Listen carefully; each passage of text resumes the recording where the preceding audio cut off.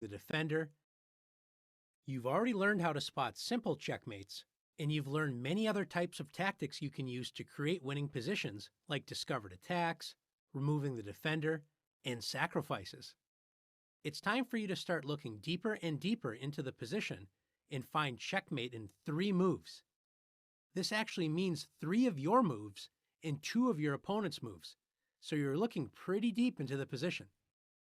Let's look at a few examples.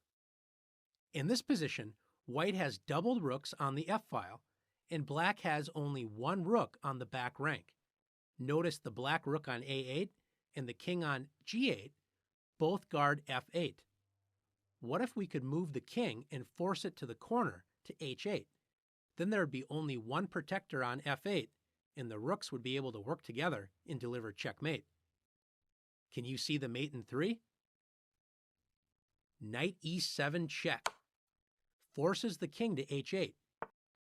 Black's king is now in the corner, and f8 is only protected by the rook. White plays rook to f8, checking the king, and forcing rook takes f8. And now it's over. After rook f8, checkmate. If you saw all those moves in advance, great job. Let's take a look at another mate in 3 position. Looking at your most forcing moves available first can help you find complicated checkmates. Black only has 2 checks. One is taking the pawn with the queen, and that doesn't look very promising. What about the other check, knight to f3? Notice the knight connects with the queen on h2, so if the king moves away, it's checkmate. After knight f3 check, can't white just take the knight, g takes f3? Well, yes. But does that allow another check now that the g file has been opened? The queen can go onto the g file and check the king. With queen to g6 check, that forces the king to h1. And now, can you find one more check? We have a pawn on f3, no longer protected.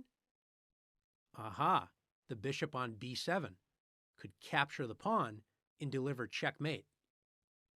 Can you see all of that? Let's take a look at it together. Knight to f3 check, forcing white to take the knight, g takes f3. Now that the g file is open, black can play queen to g6, checking the king. The king is forced to h1, and now it's stuck in the corner, vulnerable to attack. Black finishes the game with bishop takes f3. Checkmate.